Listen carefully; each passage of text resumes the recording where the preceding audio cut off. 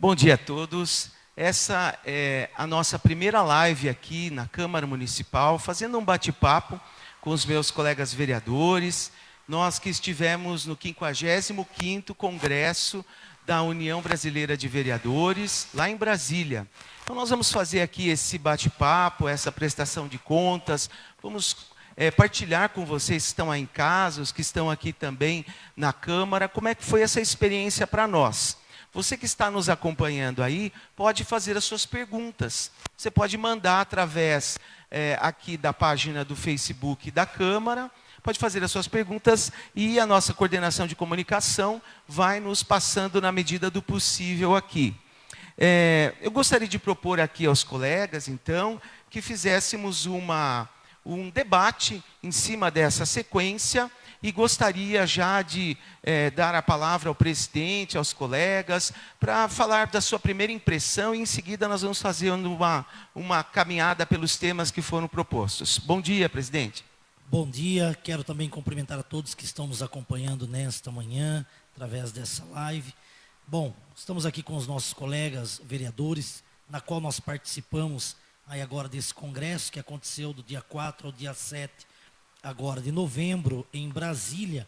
E eu, como presidente aqui do Legislativo, quero destacar a importância de nós estarmos representando a cidade de Votorantim nesse grande evento, onde a gente busca e consegue adquirir tantos conhecimentos importantes para nós estarmos trazendo para a nossa cidade, estarmos aplicando aqui no nosso município e também passando a informação através dessa live, como até uma prestação aí do nosso trabalho, com muita transparência, legalidade, a toda a população de Votorantim.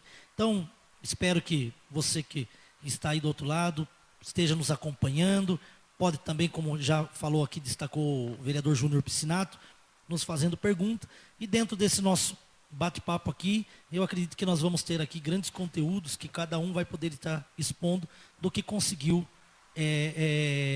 adquirir lá em Brasília e estamos trazendo aqui para a nossa cidade. Muito bem, vereador Bruno. Bom dia a todos os nossos colegas, Piscinato, pastor Luiz, presidente Lilo. Eu vou em congresso já faz alguns anos, que nós participamos dos congressos. Nós sabemos que nós temos 2 importantes congressos que acontecem durante o ano, tem vários, mas o que a gente pode trazer de benefícios ao município são exatamente 2 que nós participamos ao decorrer do ano. O primeiro é da Associação Paulista de Municípios, que é realizado aqui em São Paulo, a qual traz aí toda a tecnologia que tem em termos de material didático para a educação, maquinário novo para a Secretaria de Serviço Público, enfim, é uma coisa mais regionalizada. E falando de Brasília, são todas as coisas que estão acontecendo em nível nacional, inclusive as palestras falando de legislação eleitoral, falando da formalização que vai ser a eleição este ano aqui, em termos de recurso, formalização de candidatura, enfim. Mas o mais importante de tudo isso é a presença de nós, vereadores votorantinenses, mostrando no cenário nacional, mostrando aos políticos brasileiros, que são os nossos deputados federais ligados a São Paulo, nossos senadores, no Ministério da Cidade, enfim, que Votorantim existe e precisa de verba e precisa de ajuda. Quem não é visto não é lembrado. O relacionamento com os políticos se torna 50% também importante. De você estar lá conversando, porque em São Paulo nós somos mais de 500 municípios. E no Brasil, mais de 5.000. Então, quem não é visto, não é lembrado. Nós estivemos lá conversando com vários deputados federais ligados a São Paulo, deixamos alguns documentos lá, enfim. E ao decorrer dos anos, eu posso falar a todos os votorantinenses. Nós tivemos muito benefício, muito dinheiro que veio, porque quem chega primeiro bebe água limpa. E nós estamos presentes sempre lá, representando o Votorantim, para tentar trazer o melhor para a cidade. Muito bem. Vereador Pastor Luiz. Bom dia a todos. Agradeço a atenção de todos que nos acompanham aqui. Essa live diretamente da Casa de Leis. Estivemos complementando o que o presidente falou, o vereador Bruno Piscinato, estivemos lá no 55º Congresso Brasileiro de Vereadores do Brasil. E é uma instituição reconhecida, né, vereadores? Não é uma instituição fajuta, são 55 anos trabalhando em prol dos municípios, a defesa do município.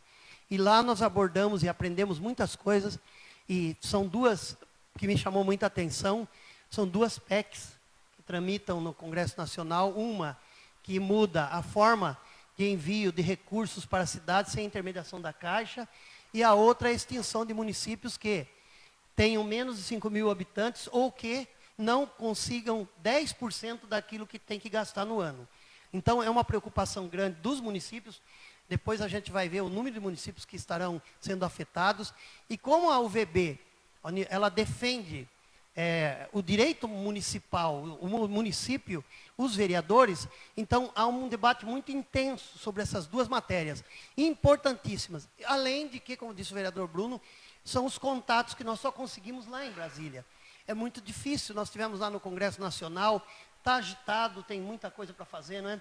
Estivemos visitando gabinetes, conversando com assessoria, pegando contato. Se você não estiver lá, você não consegue isso. Então, eu, particularmente, consegui, trazendo uma verba, você também, todos nós aqui estamos trabalhando junto às nossas bases, de 550 mil do deputado federal, e eu estive lá conversar com o Giga, mas a gente está com um problema no partido, ele estava em São Paulo. Mas a gente tem conversado sobre isso, vereador Piscinato, e nós vamos esclarecer a população, logicamente, resumidamente, aquilo que a gente presenciou e aquilo que a gente aprendeu lá em Brasília. Muito bem. Obrigado aos vereadores. Eu vou passando a sequência das palestras e aí, quando vocês quiserem fazer comentários, né, propor uma discussão, vocês podem ficar à vontade. Nós chegamos então na terça-feira, saímos da sessão, fomos para Campinas, pegamos o avião, chegamos lá em Brasília e fomos direto lá para o Congresso pegamos já a palestra da vice-presidente do governo da Caixa Econômica Federal, a doutora Tatiana Tomé. E o assunto que ela tratou foi a transferência de recursos públicos federais e contratos de repasse. O que foi interessante porque nós tivemos na visão dela os problemas que a Caixa enfrenta com relação a esse processo de repasse de verbas. E tivemos mais tarde, aqui eu vou falar também, um outro advogado colocando uma opinião diferente, divergente da dela. Basicamente, o que nós vimos lá é que esse tempo de 4 a 6 anos que tem demorado das verbas e recursos que são encaminhados por emendas impositivas para chegar no município, a Caixa, por exemplo, atribui que isso é problema das construtoras, de documentação, enfim, os municípios que também não cumprem todas as etapas, regras. Já nós temos aí à frente um outro lado da UBV falando sobre essa discussão. Tudo isso está baseado na PEC 48. Essa PEC é um projeto de lei que está tramitando, que propõe que a Caixa deixe de participar desses recursos. Não é mesmo, Luiz? O que a Caixa, ela cobra um percentual para ela administrar a verba que vem. E essa PEC, que é um projeto de emenda constitucional a 48, que está lá no Congresso, ela discute isso aí. Ela está querendo alterar o artigo 166 da Constituição Federal, que diz que você tem que, as emendas parlamentares, os recursos federais têm que ser realizados. A Caixa tem a capilaridade, ela é a responsável. E aí o que acontece? A Caixa recebe um valor.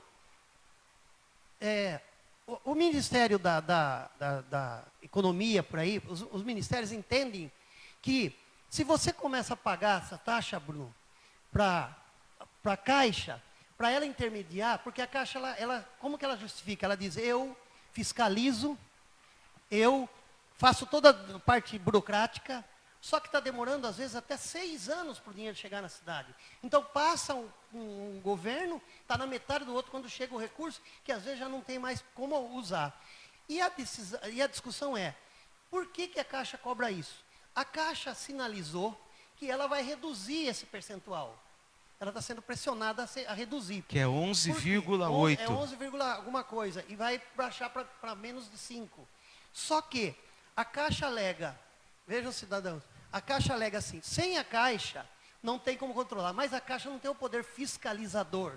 Quem fiscaliza é o Tribunal de Contas, a aplicação do recurso. E a Câmara. E a Câmara, no caso dos municípios. Então, a Caixa, ela usa um artifício, né, Bruno? Dizendo, não, eu tenho que cobrar porque ela acompanha o desenvolvimento da obra, mas ela não pode palpitar. E nem se responsabiliza. Nem se responsabilizar. Então, como ela não tem responsabilidade alguma, não pode cobrar esse percentual. Agora, os municípios entendem, não, a Caixa entende diferente.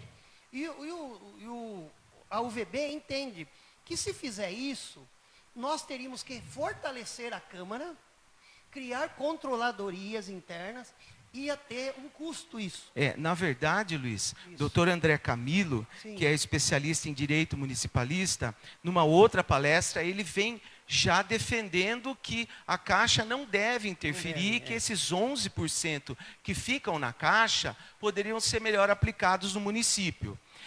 Mas o doutor André, e aí foi até uma discussão que a gente teve entre nós, eu já não concordo tanto nessa linha, porque ele diz que quem fiscaliza é o Tribunal de Contas e a Câmara. Então não precisa da Caixa nesse processo. Mas a gente sabe que nem sempre as câmaras têm especialistas preparados para opinar sobre o assunto. Digamos que a construção de uma obra de grande porte, de um repasse do governo federal para o município. Aqui na Câmara, nós podemos não ter uma pessoa que tenha conhecimento específico sobre a construção, sei lá, de uma barragem, não é? Ou de uma coisa assim mais específica. Como é que os vereadores vão fiscalizar uma coisa que eles também não têm conhecimento técnico para isso?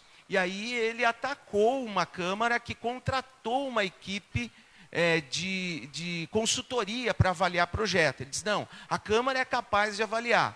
E na minha opinião, e na opinião dos colegas também, não é possível fazer isso. Né? Não dá para a gente pegar um projeto, mesmo tendo aqui, no caso de hoje, 2 arquitetos aqui na Câmara, tem coisas que são muito específicas e não dá para a gente entrar nesse nível, né, de avaliação e monitoramento. Mas, por outro lado, 11,5% ou um pouco mais. É muito alto. É muito alto. É muito não alto. É mesmo? Olha, na realidade, a importância da aprovação, Piscinato e Pastor Luiz, vista que nós vamos... a burocracia é muito grande. Começa a burocracia do prefeito e da secretaria competente criar o projeto para receber uma determinada verba. E isso já depende de dias e meses. Aí a verba aparece, você apresenta o projeto para o governo estadual ou federal. Aí nós vamos desburocratizar se essa verba viesse direto. Então, olha que discussão importante. 2 pontos positivos. Nós vamos tirar essa burocracia e economizar. Porque de cada 1 milhão vindo, a Caixa ficar com 100 mil, mais de 100 mil, né? É muito desnecessário. Aí, já vai ter as taxas que a prefeitura vai pagar, tem a contrapartida, enfim, daí sobrecarrega os municípios. E outra, porque a Caixa controla, em aspas. Porque, por exemplo, se nós formos fazer uma obra aqui, uma creche, com o nosso próprio recurso, nós vamos ter que fazer direito. Porque o tribunal já está fiscalizando o dinheiro que vai sair do orçamento municipal e vai ser feito na obra. Agora, a verba federal é a mesma coisa.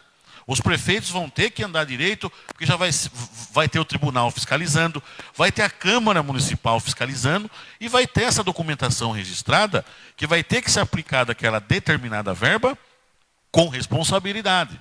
Então, desnecessário a Caixa intermediar qualquer verba que venha do governo federal. Vista que não vem 1 milhão, 2 milhões mais que nem vinha antes. As verbas vêm escassa, 200, 300, 500 mil, e ainda a Caixa vai ficar com a sua parcela. A Caixa poderia trabalhar melhor com os municípios, os empréstimos para os municípios, e deixar realmente esse dinheiro que venha direto da onde vem, seja do governo federal, governo estadual, e o município aplicar nas suas necessidades. É por isso que nós precisamos ficar atentos a tudo isso, porque esse projeto está atualmente na Comissão de Constituição e Justiça lá da Câmara, da qual eu tive a oportunidade de visitar e participar também de uma das discussões. E lá nós devemos acompanhar daqui como que os deputados vão se posicionar. Porque existem os que são a favor e os que são contra. Os que são a favor já dizem, olha, vai reduzir a burocracia, os recursos vão vir diretamente para o município. Mais rápido, né? Mais rápido, em 4, 5 meses. Os que já são contra, falam, olha, é muito difícil controlar tudo isso, vai aumentar a corrupção, vai ter muito mensalão no caminho. Então, é um assunto delicado que nós precisamos estar por dentro, porque, por exemplo, caso mude e essa PEC seja aprovada, na minha opinião, eu estava discutindo isso com o Luiz, as câmaras de maior porte deverão incluir no seu quadro de servidores, pelo menos um especialista em engenharia. Nós temos que daí ter um procurador jurídico, um especialista em engenharia, para que nos ajude a analisar os convênios e contratos, se a responsabilidade vai ser da Câmara e do Tribunal de Contas, e na Câmara nem sempre nós temos pessoal técnico competente para fazer essa avaliação, ou às vezes não temos tempo para fazer isso, né? As câmaras teriam que ter uma pessoa fixa, né, Luiz, para poder dar esse suporte. Mas foi uma discussão muito rica, que a gente concorda que precisa reduzir essa porcentagem, ou então aumentar a responsabilidade da Caixa. A Caixa responder criminalmente junto, porque ela vem, ela cobra, ela fica com 11%, mas ela não tem culpa de nada, né? Então aí é ruim também. Porque a Caixa, no financiamento normal, financiamento público, financiamento para pessoa física, ela tem um corpo de engenheiros que acompanha a obra, né, Bruno? Então vai liberando conforme vai fazendo. Aí tudo bem, não fez, não recebe. Mas quando você fala em relação à administração pública, é diferente. Então há uma influência da Caixa, pode haver do próprio governo federal. Se você tem na cidade, imagina, e tem mais, o controlador, ou essa equipe, ou essa pessoa responsável, ela tem que ser contratada mediante concurso público. Vai onerar a Câmara. Tá certo, você tira dos 11 tudo isso. Agora, nós vamos ter que encontrar um meio de caminho, que eu entendo, cobre um valor, mas se responsabilize pela aplicação. Exatamente, nós vamos ter que cobrar isso para receber o quê? Uma taxa. Agora, 11% é muito dinheiro. Nós estamos falando, por exemplo, se um município recebe 10 milhões, é 1 milhão e pouco. 1 milhão e pouco, quanta coisa não dá para fazer nos municípios que nem o nosso e os municípios menores, não é verdade? Então, realmente, foi uma discussão importante que saiu lá da UVB e foi lá exposta a todos os vereadores do Brasil. Inclusive, ela teve um espaço na Comissão de Constituição e Justiça para defender, ou melhor, para ir defender a PEC, na verdade, né? Eu, como eu falei para vocês, tenho uma opinião um pouquinho diferente. Eu acho que nós precisaríamos ter um meio termo aí, porque se deixar tudo na mão da Câmara aí, do Tribunal, eu acho que nós não estamos preparados para isso. E se a Caixa continuar com esse aporte aí de comissão, é bem puxado. Vamos seguindo aqui, que tem bastante assunto. Em seguida, ainda na terça-feira, finalizou o dia o doutor Eduardo Requião, que ele é advogado municipalista, e ele falou sobre o estatuto jurídico do vereador. E foi muito interessante porque nós, muitas vezes, aqui nesse relacionamento com o Poder Executivo, nós vamos ficando minados nas nossas convicções, na nossa força, enfim, naquilo que nós, vereadores, temos de potencial. E o doutor Eduardo trouxe aqui questões muito importantes do Estatuto do Vereador, direitos do vereador, né? Os poderes dos parlamentares. Mas uma coisa que me chamou muita atenção foi quando ele falou assim, eu nunca vi, não é? Eu nunca vi em nenhuma Câmara acontecer de uma Câmara suspender um contrato de licitação. Vocês sabiam que a Câmara pode suspender? Aí o Luiz estava sentado do meu lado, comentou, falou assim, nós suspendemos a Zona Azul, né? Daí eu falei, não, mas vamos ficar quieto aqui, porque senão vai conturbar, né? Então, mas para muitas pessoas, vejam, mais de 400 vereadores de norte a sul do país discutindo isso. E, na verdade, o que me chamou a atenção, eu vou passar a palavra para vocês já, quando ele falou que a Câmara de Vereadores, ela é na cidade a maior representação democrática. mais do que a pessoa do prefeito, porque aqui nós temos a maioria de votos da população de pensamentos diferentes, não só de um partido ou de outro, mas aqui, bem ou mal, né, com vocês gostando ou não, este é o retrato dos eleitores de Votorantim. Nós somos o retrato de como o votorantinense pensa e sente a política. Então, quando você fica bravo com a Câmara, você lembre que foi o povo que escolheu essas pessoas, e essas pessoas representam a maioria democrática do município. Isso foi fantástico, Júnior. Essa interpretação, né, do palestrante, e isso é a realidade. O prefeito está lá, tem que gerir o município, ele tem suas ideias, né, muita coisa depende sim da Câmara, e às vezes tem coisa que ele manda para a Câmara que ele discutiu com uma ou duas pessoas, ou seja, os seus secretários, né, pastor Luiz? E por que aqui é a maior instituição democrática? Porque nós somos o para-choque direto da população. Tem coisa que o prefeito manda para a Câmara que ele não pensou que vai dar errado aqui na comunidade.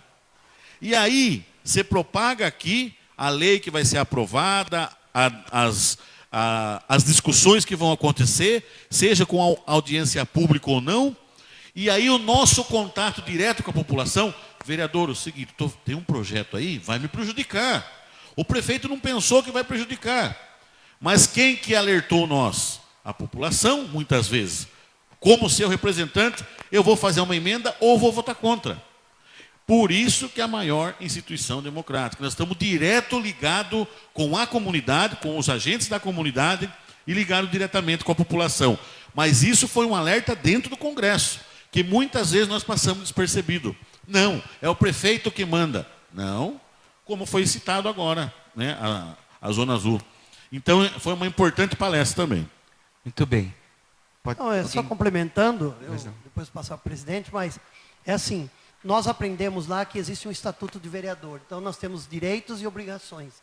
E nós entendemos também que a gente não cobra, que o administrador, o executivo, ele tem prazo para nos responder. E o questionamento lá com eles era assim, qual que é o prazo? A gente usa 15 dias aqui, presidente.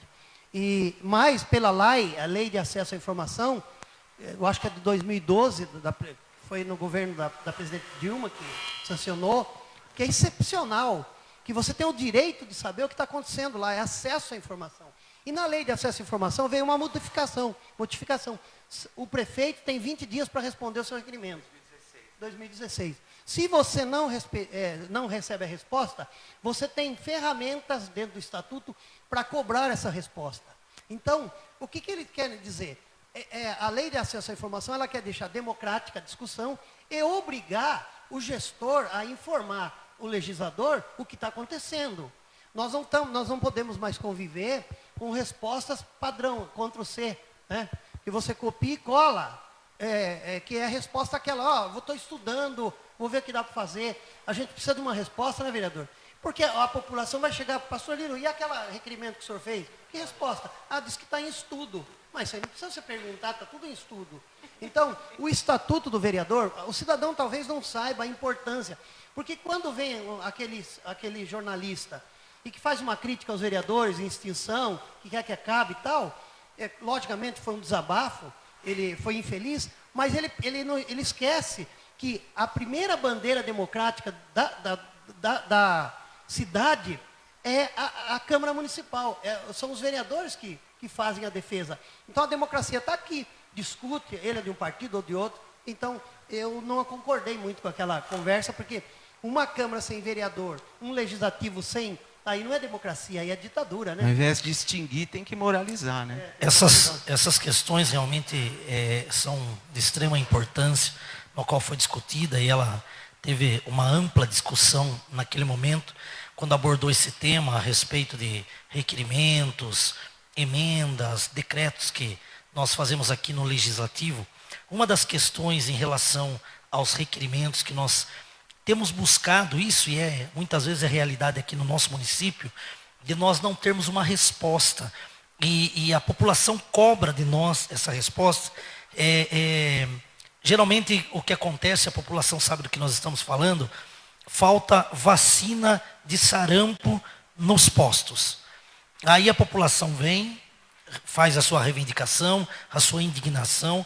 Nós aqui como vereadores, através dos nossos requerimentos, buscamos essa resposta da Secretaria de Saúde, para que nós possamos informar aí a população. Muitas vezes não vem a resposta, e quando vem, ela não vem com uma informação real, correta. Porque é muito fácil, o vereador Júnior Pucinato, eles colocarem lá assim, em falta, porque o governo de estado ainda não enviou, não fez a compra das vacinas, mas em novembro a vacina vai chegar. Aí chega o mês de novembro, a vacina não chegou. Então, da onde eles recebem essa resposta para nos informar? Então, essas questões a qual nós fazemos aqui no Legislativo é de extrema importância. Então, isso nós temos que cobrar sim, e nós temos visto aí em outras cidades, ouvimos lá, que isso cabe até cassação de um prefeito se não vier respostas ao Legislativo. Então, nós aqui vamos estar cobrando do Executivo, diante de algumas questões, é alvo de aqui indignação de alguns vereadores, porque não chega a resposta como é para chegar. Como bem destacou aqui o vereador pastor Luiz Carlos, muitas vezes é o Ctrl+C lá, que eles só apertam e a resposta, a impressão que dá que a mesma pessoa ela faz a resposta para todos. E o prefeito vai lá e assina, muitas vezes não sabe nem realmente o que está acontecendo. Então são questões importantes que nós aqui vamos estar cobrando mais intensivamente agora, a partir aí desse momento que nós tivemos essa... podemos aprender ainda mais no Congresso. É interessante porque a impressão que a gente tem, e é verdade, né? A Câmara é muito mais forte do que ela imagina, a cidade precisa saber disso e a própria Câmara precisa saber disso. Isso foi só terça-feira, tá? Ainda nós temos quarta e quinta para partilhar. Nós temos, lembrando, 1 hora de live, tá? Então, se você tem perguntas, você pode mandar, e a tempo nós vamos ver se a gente consegue abordar todos os assuntos, porque são muito ricos. Já na quarta-feira, nós tivemos então o Dr. Fábio Gist, que é especialista em direito administrativo e eleitoral, é lá do Rio Grande do Sul. Ele tratou o tema A Legislação Eleitoral e os Desafios para 2020, Regras e Impactos para a Sociedade. E ele falou sobre esse assunto da mudança, né, da legislação agora para a eleição dos vereadores e prefeitos, a próxima eleição.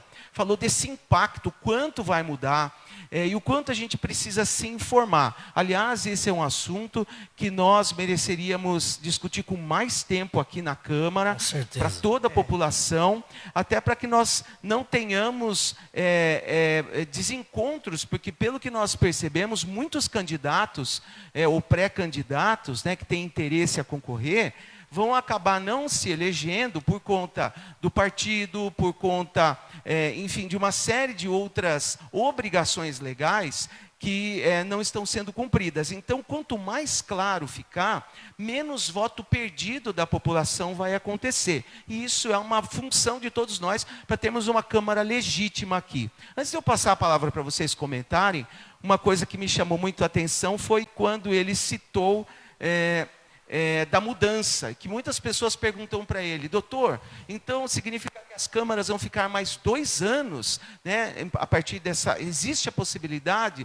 E ele explicou, olha, deu 1 ano antes da eleição, que foi o mês passado, nada mais pode mudar. Então, essa possibilidade de estender a 2 anos o mandato do vereador e do prefeito, dessa vez não acontece. E ele deixou claro que os testes ficam para as eleições municipais e as consolidações para as eleições federais, municipais e presidenciais. Quer dizer, se tiver que alguém ficar mais 2 anos, vai ser o vereador, vão ser os deputados e o presidente.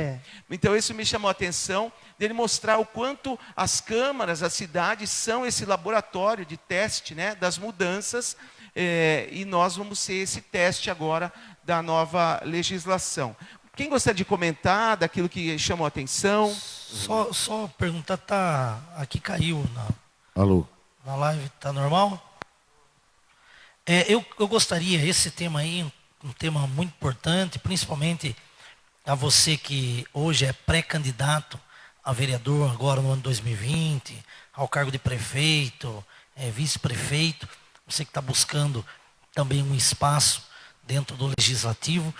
Então, é um assunto de extrema importância, porque muitas vezes não chega até você a informação correta, muitas vezes o presidente de partido, talvez por não buscar tanto conhecimento, acaba não conseguindo passar essas questões a você que tem essa intenção.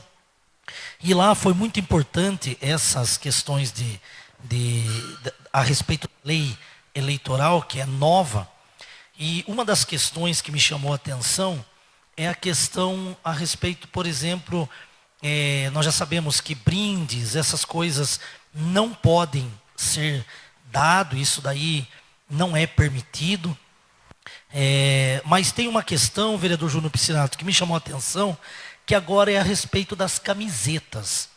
Então, após a eleição presidencial, na qual foi eleito o presidente Jair Bolsonaro, nós pudemos ver que o país todo vendia-se nas ruas, as pessoas compravam camiseta com a foto do presidente, com o nome dele atrás, e após o povo em si, fazendo essa manifestação em favor do seu candidato, obrigou então a lei eleitoral permitir isso. Então hoje, se você que é um pré-candidato, as pessoas, você não, mas as pessoas quiserem mandar fazer uma camiseta com a sua foto, com o seu nome na costa, na frente, enfim, hoje é permitido. Vamos dizer você, Bruno, então está lá alguém da família, amigo, faz uma camiseta, pode colocar sua foto e escrever o seu nome, não tem problema nenhum. Lembrando que não pode, acho que ela tá. Número, né? Não pode o número. O número, mas o nome pode, né? O nome pode, só não pode o número e também não pode o nome, por exemplo, vereador, prefeito. Essas questões pessoa, né? não pode, somente o nome e a foto. Só lembrando que é proibido distribuir camiseta, chaveiro, boné, caneta, brinde, cesta básica ou outros bens. É proibido. Isso, então, ressaltando, deixar bem aqui, esclarecer que o candidato não pode fazer isso. Tem que partir da pessoa. Aquele fã, né? Número 1, né? Isso. E uma das coisas que me chamou a atenção, vereador Piscinato, pastor Luiz e o presidente, eu não sabia. Por exemplo, olha a mudança importante. Lógico que todo partido para eleger vereador, ele falou que tem que ter o coeficiente eleitoral, baseado nos votos válidos. Aí você vai dividir o número de cadeiras que existe na Câmara, pelo número de votos, vai dar o coeficiente para você se eleger. Só que a sobra pode eleger partido sem ter atingido o coeficiente eleitoral. Olha, muita gente não sabe disso. Por exemplo, olha, um partido atingiu 6.500, por exemplo, Votorantim. Se for o coeficiente que segue do ano passado, pode mudar pouco, né? A eleição passada foi 6.200, pode ser 6.500 a eleição do ano que vem. Aí 3 partidos atingiram o coeficiente eleitoral. Aí sobraram 5 vagas ou 4 vagas. Na nova divisão e na nova soma de voto, o partido com 5.000 pode eleger um. Você viu que coisa? E tem uma outra questão, vereador pastor Luiz Carlos, que é interessante também. Por exemplo, dependendo do número de voto dele, né? Por exemplo, um candidato que ele é bom de voto, ele pode sair como o único candidato pelo partido. O único, porque se ele sair 2, daí conta o coeficiente. Se ele sair sozinho, um candidato que, vamos dizer, aqui em Votorantim, tem aí aproximadamente, vamos dizer, uns 2.000 votos.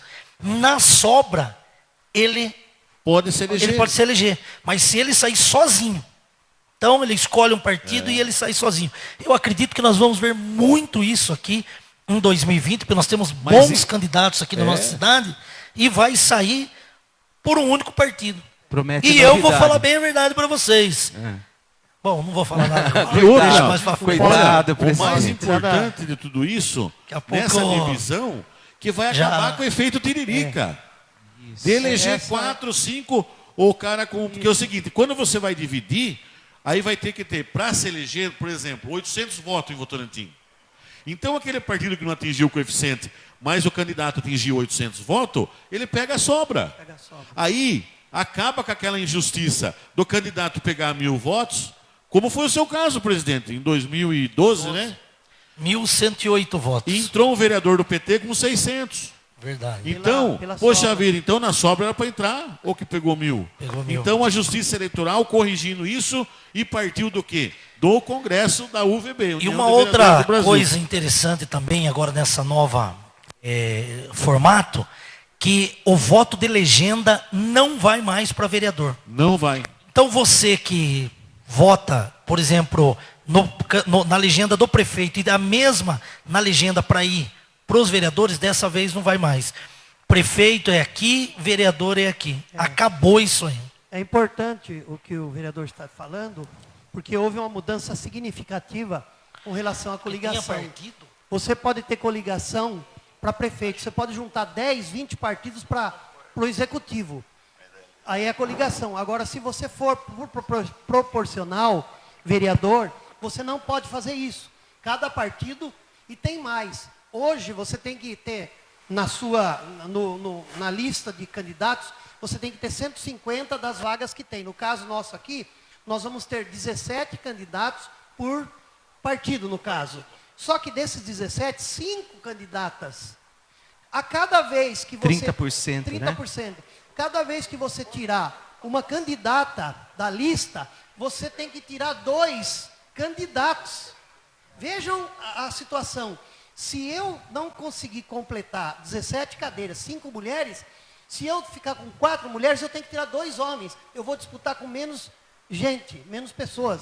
Então, essa é uma mudança muito significativa. Por quê? Para tentar trazer as mulheres, hoje nós só temos a vereadora Fabiola. Vereadora Fabiola, que está assistindo aqui aí, né? Hoje é a representante. E essa intenção da emenda constitucional é trazer a mulher para o debate.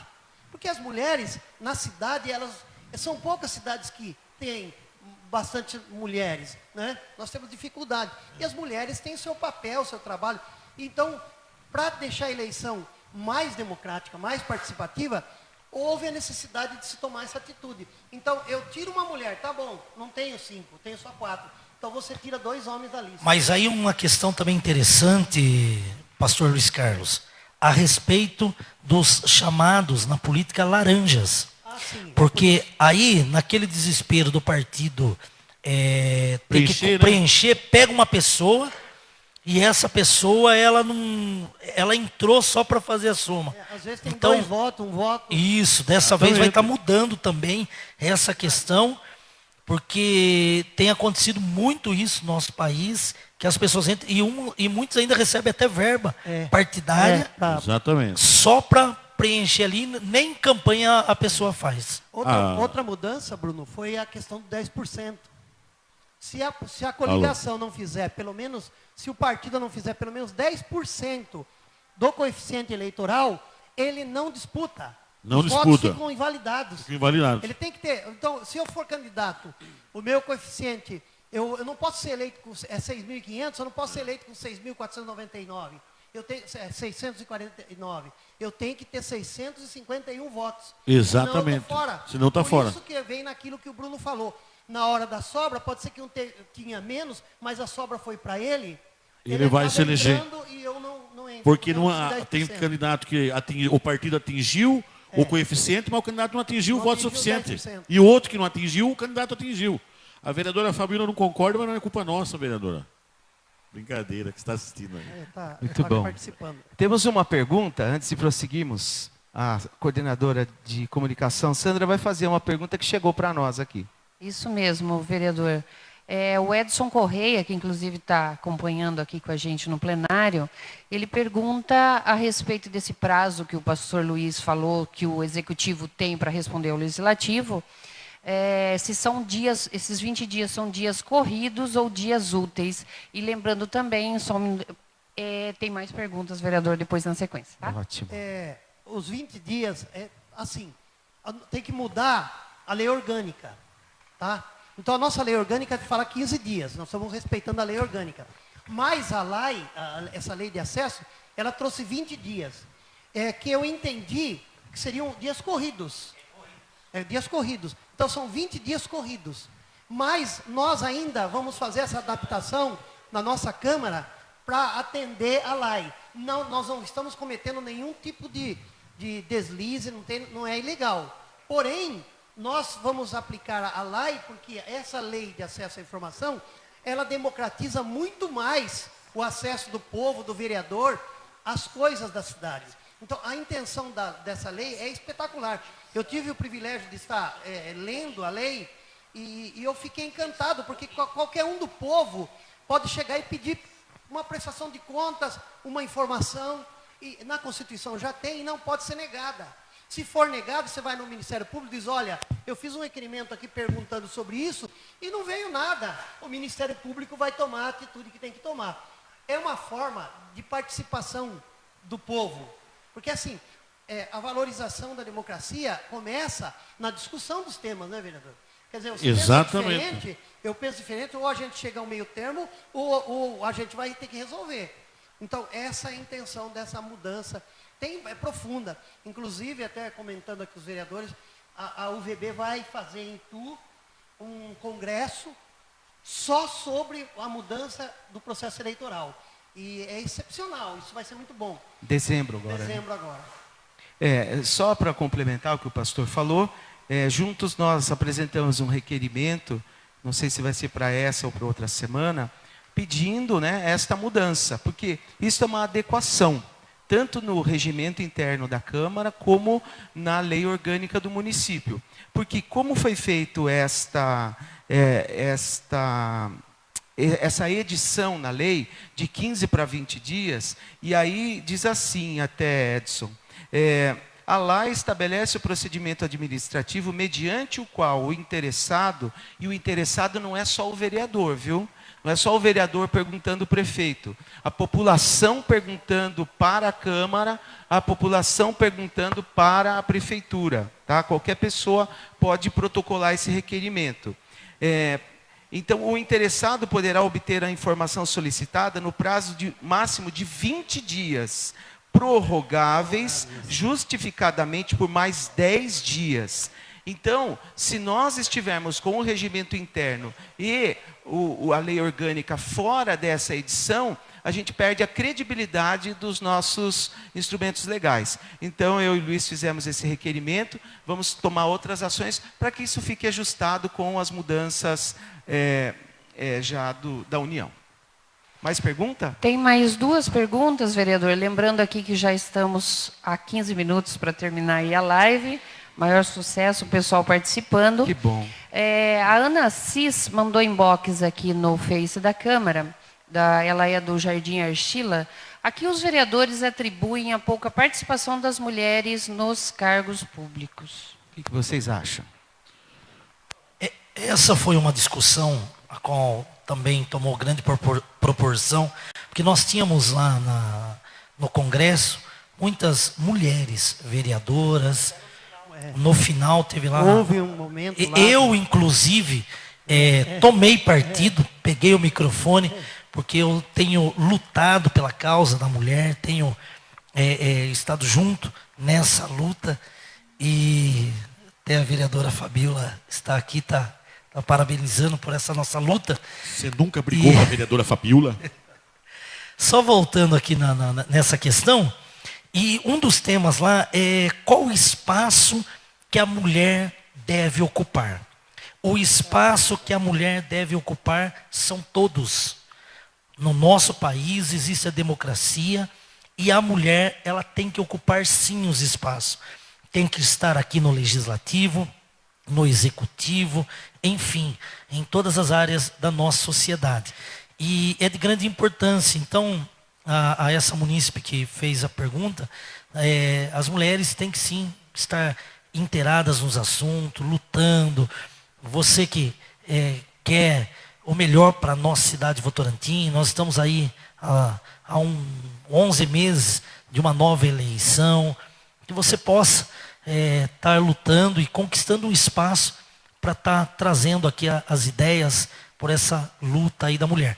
E eu vou estar, Bruno, lutando, vou fazer um requerimento em prol da mulher votorantinense, do espaço do espaço que a mulher necessita aqui. Inclusive, eu fiz um requerimento agora de uma casa aqui que o executivo ofereça aí para estar abrigando as mulheres vítimas de violência doméstica. Eu atribuo a participação da mulher na política, eu tenho uma outra forma de pensamento, né? Porque 70% dos homens estão em cargos públicos e 30% são mulheres que ocupam cargos públicos. Eu acho que primeira coisa, nós sabemos que a mulher, ela é mais delicada, né? Ela é mais, assim, coagida, mais sensível facilmente. Não é o caso de mulheres que crescem nos berços políticos. Se nós pegarmos aí, a maioria das mulheres hoje que ocupam um cargo, é porque às vezes o pai foi prefeito, foi deputado, ou já foi vereador, e incentivou, deu força à mulher. Porque o embate eleitoral é muito forte. A começar as nossas campanhas municipais. Não é o caso de São Paulo. Até já ocorreu em alguns municípios. Mas se a gente vê em outros estados, às vezes acontece até morte em período eleitoral. Aquelas mentiras que ocorrem, aquela disputa, aquele calor da emoção, as pessoas nas ruas pedindo voto. E aí atribuem mais pelos homens, que têm uma iniciativa maior e não é tão fragilizado quanto as mulheres. O que assusta as mulheres são os embates políticos, a campanha acirrada. Então eu acho que eu atribuo dessa forma.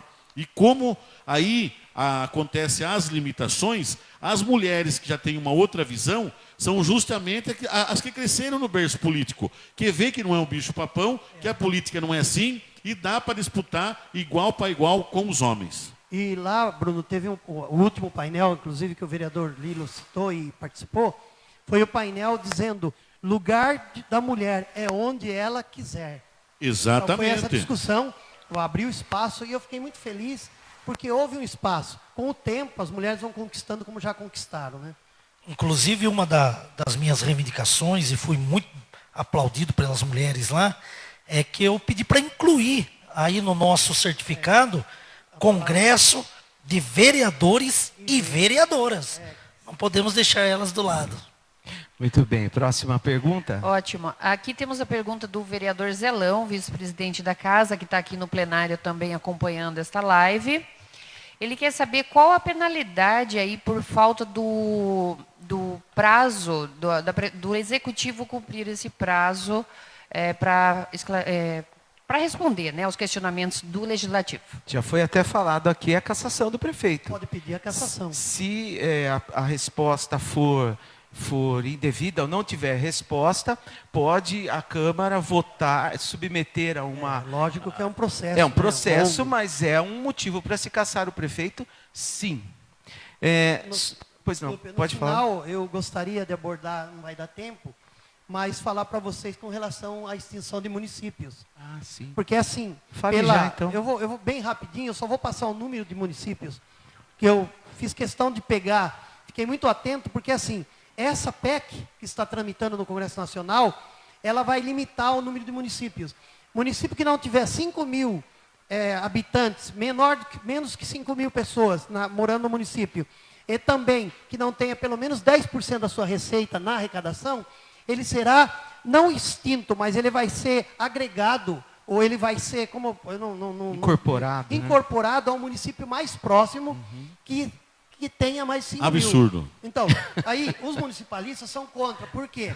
Vejam, 87,9% dos municípios do Brasil tem até 50 mil. Até 50 mil. Com essa PEC, 1.252 municípios vão desaparecer. Vão ficar à mercê. Não vai existir. Por quê? Eles pensam não só na representatividade, mas só na economia. Porque aí você não precisa ter Câmara, não precisa ter Poder Executivo, não Poder Judiciário, mas você afasta, você incorpora um município no outro. Quem me garante que esse cidadão vai ter o mesmo atendimento, recurso? Entendeu? Eu não posso tirar de 5 mil e não passar para o que incorporou. A ideia seria, então, nós temos que melhorar tudo. Pastor Piscinato, foi o maior absurdo que eu ouvi na minha vida nos últimos dias. Nós temos municípios, por exemplo, tem 5 mil habitantes, um município. Do que é feito o orçamento municipal? Muita gente pensa que a maior, vamos falar assim na linguagem popular, o maior dinheiro que complementa um orçamento é o IPTU. Não é. IPTU representa 15%, 20%, e isso se a população pagar direitinho.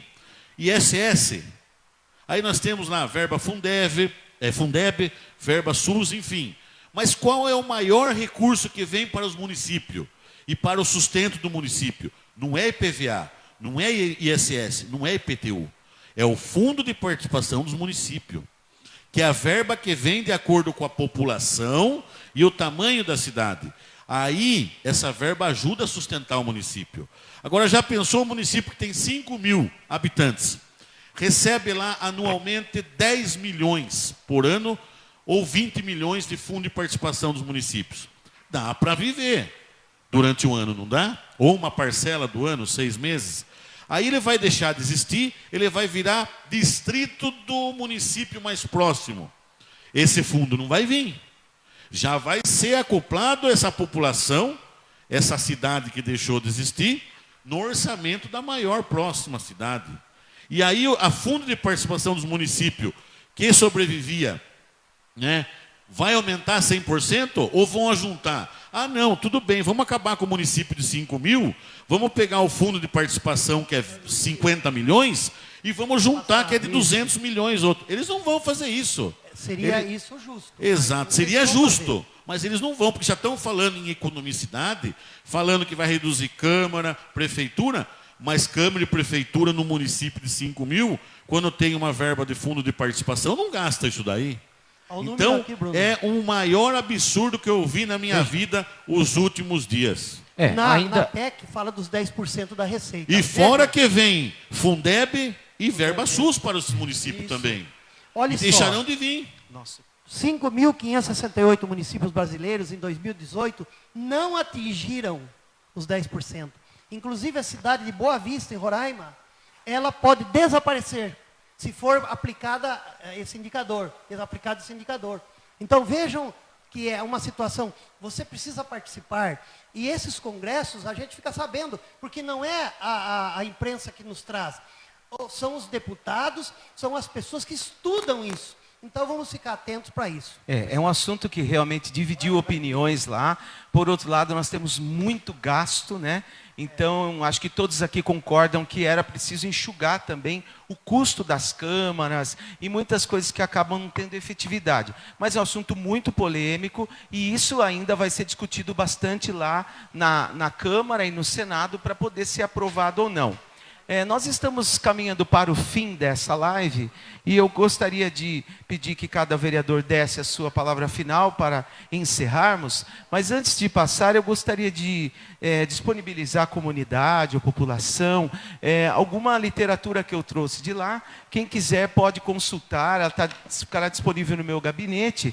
São alguns livros. O Conselho de Estudos Políticos do Senado é um livrinho sobre o poder legislativo municipal no Brasil, um livrinho atualizado, que inclusive aborda a lei, a ação dos gestores municipais para a construção de cidades sustentáveis, a educação municipal e a atuação do vereador, o vereador e a CPI municipal, e esse aqui que eu gostei bastante, a Câmara Municipal de A a Z, que explica bastante a abrangência do trabalho do vereador. Antes de eu passar a palavra aqui para os colegas, finalizando só a sequência das palestras, nós tivemos uma palestra muito importante também com o doutor André Camilo, que eu já falei, que falou da PEC 48, né? E aí a gente já discutiu sobre ela aqui, que é a questão dos repasses.